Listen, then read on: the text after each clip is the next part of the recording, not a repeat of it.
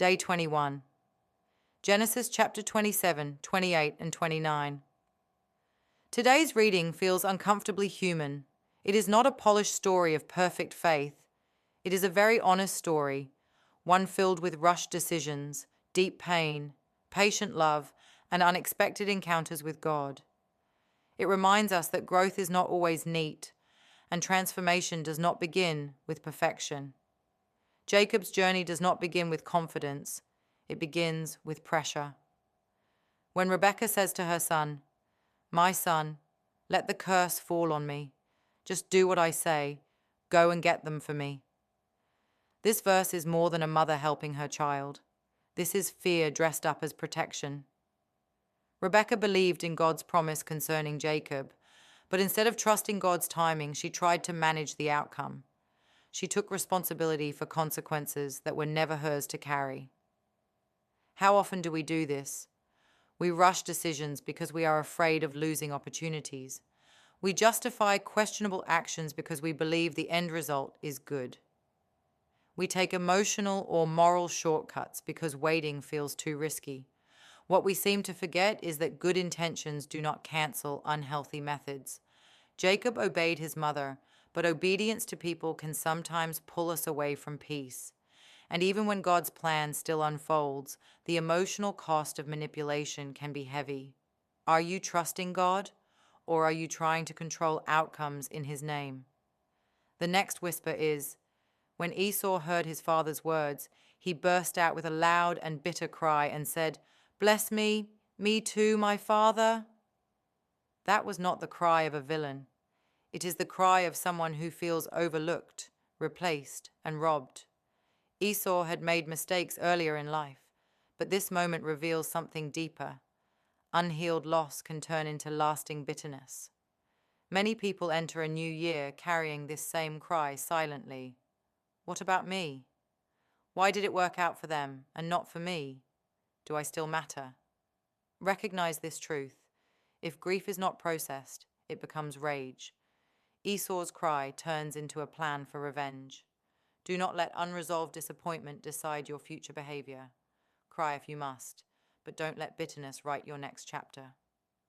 Rebekah later tells Jacob, "Stay with him for a while until your brother's fury subsides." Sometimes separation is not rejection, it is preservation.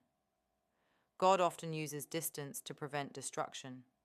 Jacob had to leave home not because he was cursed, but because staying would have been dangerous. Not every goodbye is a loss. Some are life-saving pauses. Later, Esau then realized how displeasing the Canaanite women were to his father Isaac. This is a quiet sentence, but it carries regret. Esau had lived without regard for his parents' values. Only after losing the blessing does he try to adjust his choices.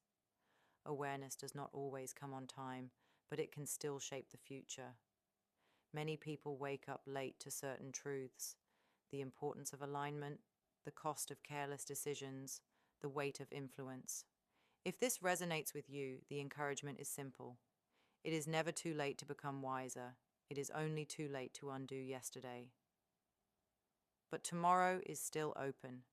Jacob's life changes when he is alone, sleeping on a stone, running from his past, unsure of his future. This is where God appears. Jacob responds by saying, "And this stone that I have set up as a pillar will be God's house, and of all that you give me, I will give you a tenth." God does not wait for us to be settled before he reveals himself. Jacob meets God before marriage, before stability, before maturity. Sometimes God meets us when all we have is honesty and exhaustion, building altars in uncomfortable places. When Jacob reaches the well, the shepherds say, "We can't until all the flocks are gathered and the stone has been rolled away. Then we will water the sheep." This is a lesson in collective timing. Not everything moves when one person is ready. Some things require patience, cooperation, and order.